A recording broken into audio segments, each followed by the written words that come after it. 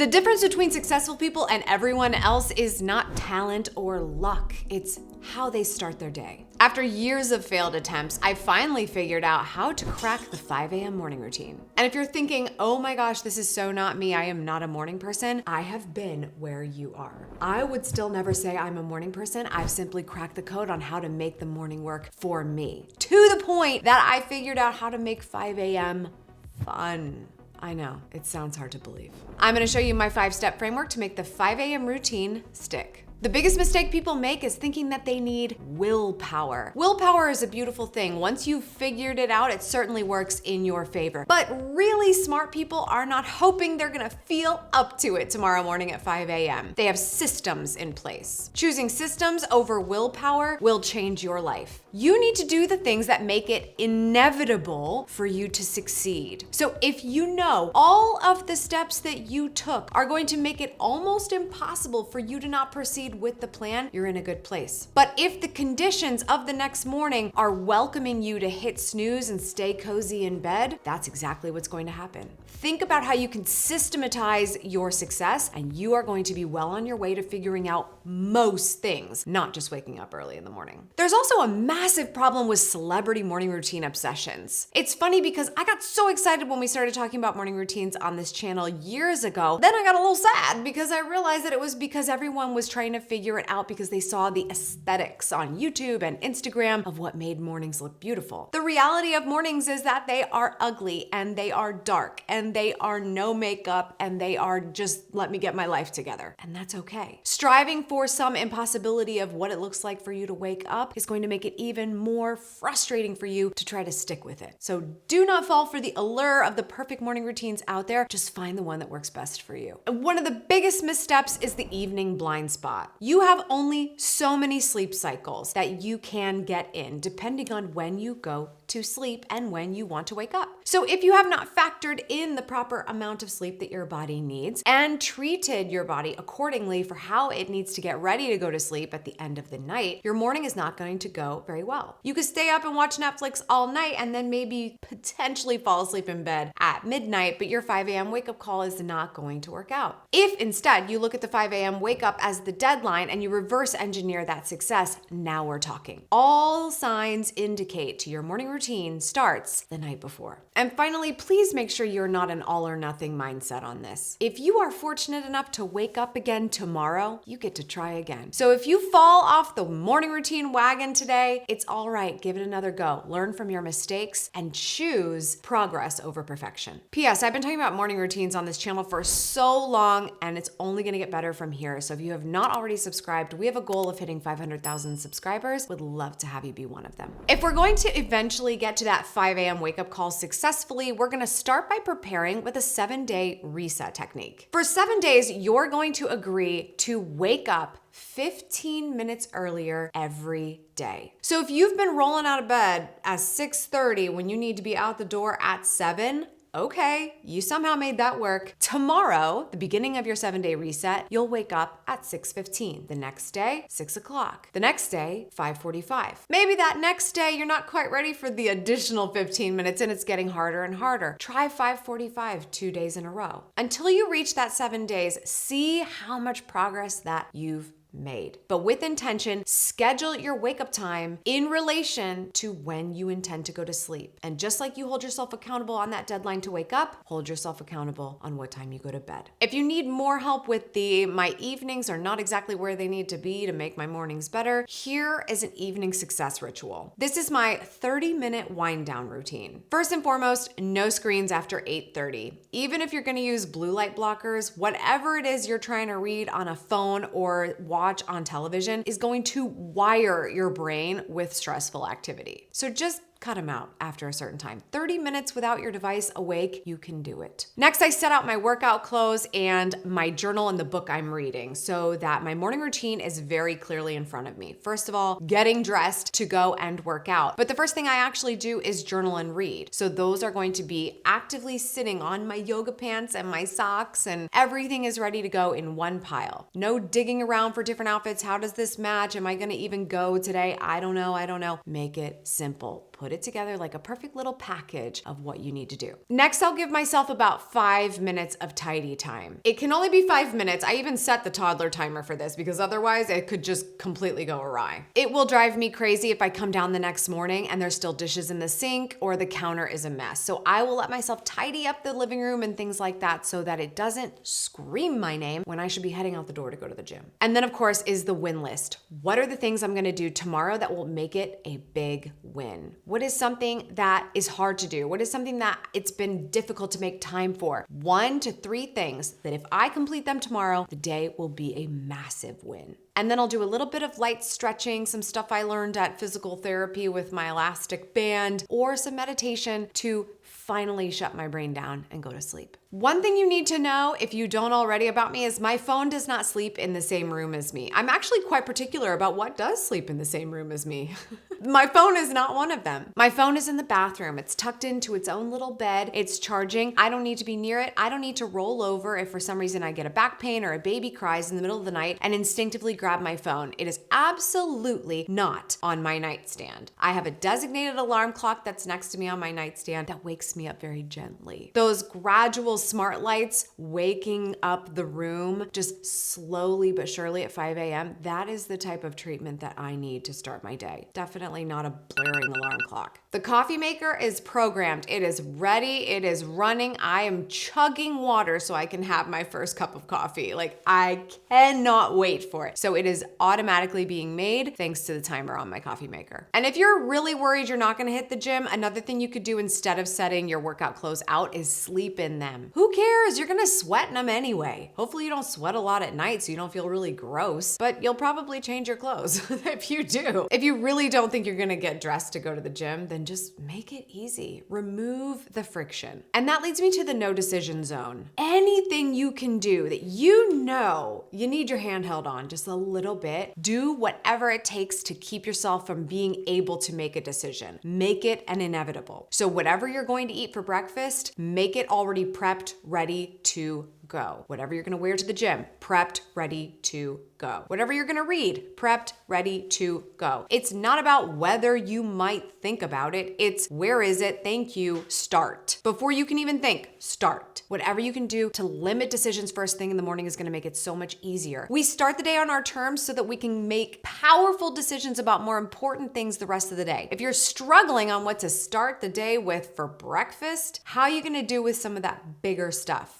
later on? Now I'm gonna share my 5-step morning framework to just give yourself the best possible chance of starting the day on your terms. Starting with the 5-second wake up method. I used to snooze like crazy. I was chronically snoozing. Like, how exciting, I get to press this button and get 9 more minutes. It's like winning the lottery of time to sleep. In order to prevent that from happening, it's so important to tell your body what's about to happen. And instead of instinctively going to do that, giving it another task. I borrowed this from the 5-second rule from Mel Robbins. All I do is simply get my body out of bed, put my feet on the floor, and count down from 5. 5, 4, 3, 2, 1. I go a little slow because I'm slow in the morning. And during that time I go, what was I supposed to do first? Asking myself that question is not hit the snooze. It's usually, oh right, put my gym clothes on. Oh yeah, I'm reading that book right now. So then when I stand up, I'm not going to snooze the alarm. I'm going to turn it off so that I can hit task number 1. It's that reset moment of saying, I know what I'm doing. Get your bearings. You just woke up. It's okay. Give yourself grace and proceed. I have to drink room temperature water, especially with lemon. You guys know I'm a huge fan. So if I don't have the lemon right away, I'll just go straight for the water. I need it. It's there. It's waiting for me so that I don't even think about it. If I wait to drink water, I will go straight for coffee and not get my hydration in. Not cool. Immediately getting that room temperature water. This way, I'm not complaining about it being too cold. If it's fresh out of the refrigerator, I'm more likely to finish it if it's room temp. And if my body needs it, if I'm feeling like I slept a little funny, I definitely do my physical therapy exercises that just help me with my back because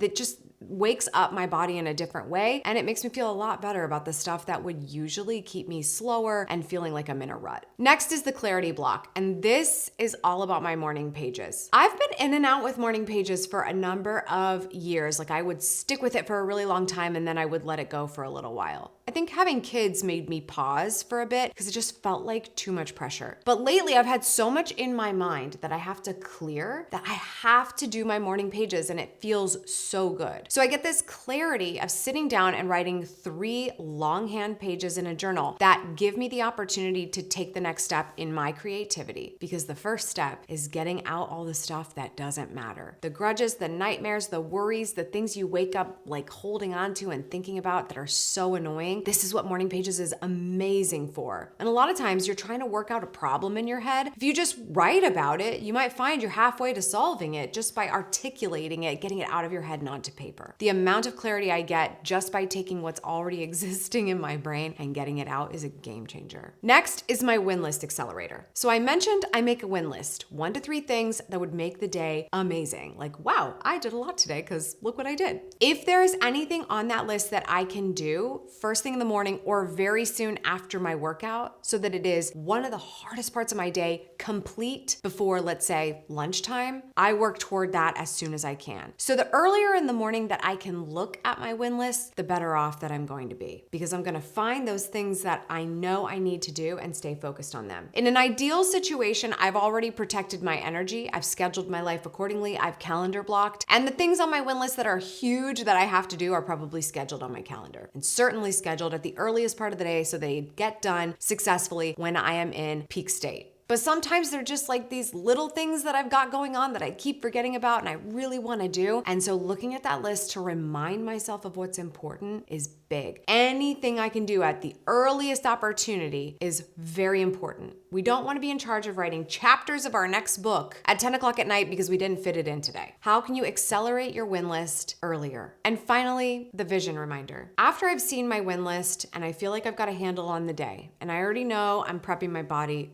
to engage in it, I review my goals and vision. I do this twice a day, to start the day and to end the day. It's so important to be totally locked in with your goals, not just write them down in your planner and then put them on your desk or in a drawer. I look at my goals and the things that I want to make happen, big, small, long-term and short-term, every single day. So this is a vital part of my morning routine that gets me activated to take that next step. By the way, I wrote a book about morning routines. You might want to check it out. It's called Good Morning, Good Life. And if you head over to my Instagram and message me morning chapter, you'll get a free chapter of the book to see if you like it. Now we need to talk about making it stick for the long haul. Here's the starting point fallacy. Everyone thinks that if they engage in this new routine perfectly, that it is going to go amazingly. But what ends up happening is that you wake up at 5 a.m. tomorrow when you usually wake up at 6:45, and it's hard. And then the next step is a little unclear because you're new to it and it's hard. And you get to the end of your routine and you're like, okay, I don't really know why I did that. And so I'm not sure I will do it tomorrow. This is where everything goes wrong. You wanting to be your best self is amazing, and we want that for you. But you wanting it to go perfectly is exactly why it will never go well. This is not about having a perfect morning routine. This is about having an amazing life because you decided to start making decisions and following through. So your morning routine is just a detail. It's just a system. It's just a way to get to the things that are important, like your goals or your work or your family. How do you start the day to set yourself up for success in the ways that actually matter to you? So don't worry about it being perfect. Just make the progress. Make the small shifts. Make the little changes. Notice what you don't like and say, I hated that tip Amy gave me, and I'm gonna do this instead. I love it. Do you. But if you cannot get through 2 days of your routine and feel like it is filling you up, then you've got the wrong one. You need to stop trying to be perfect and making it look nice for the gram and get down to basics of what makes the difference for you. When I say start the day on your terms, that is the active word. Next is the victory protocol. Sometimes we just need a little bit more incentive. Maybe the morning routine is so important to you that it is something you need to conquer, that it is the goal. That's fine. If you have a goal, you need to have a reward. How are you going to reward yourself for achieving something? Maybe it's 30 days of your morning routine. Even if it's not perfect, it does happen. You check off your 3 boxes: movement, mindfulness, mastery. We're good. If I do that for 30 days, how will you celebrate your victory? Better question, how do you recognize your failure? For every goal that I set, I not only have a victory protocol, what I'll do when I achieve this goal and how I'll reward myself, I also have a penalty protocol, what I will do to make myself pay for the fact that I didn't take this seriously or I came close, but it didn't happen. We'll often run away from the penalties faster than we'll run toward the victories. Next is the recovery day strategy. This is a morning routine, okay? This is not going to be the end of the world if you're getting really good at it, but then you want to sleep in sometimes. Give yourself that recovery day. Find the time that it's actually going to be your reward, maybe, that you can make the most and really enjoy it. Then the sleeping in can actually feel good for once instead of being the chronic guilt trip you give yourself every single day. And if you really want to make it stick, start thriving on habit stacking. One of my favorite things about going to the gym now, other than the fact that the act itself has become more rewarding and exciting for me. It never used to be that way. So back then and now, I still habit stack. What do I get to do when I'm at the gym that allows me to make more of the time? I don't often get to absorb content. I know that sounds crazy, like I'm in the content world, but I don't absorb a lot. I don't watch a ton of TV. I don't scroll a lot of TikTok. I don't listen to a bunch of podcasts. So I get to habit stack going to the gym by that being the time I get to do any of that stuff. While I'm doing my workout, I might have Real Housewives on my phone. Or while I'm doing my workout, I might be listening to a podcast episode that I missed of somebody that I admire. Those moments of getting to do two things at once don't happen very often, and I love them. So how can you stack habits together that make something more enjoyable for you and also maybe just get more done? And finally, there's an accountability system. You need to have skin in the game. For a lot of us, skin in the game means getting other people involved. I have a fitness coach, I have a business coach, I have my partner in life and love, and that's my husband, and he helps hold me accountable on pretty much everything I like to talk about because he's like, well, you said you were gonna do that. Are you gonna do that? Are you gonna do that? And I'm like,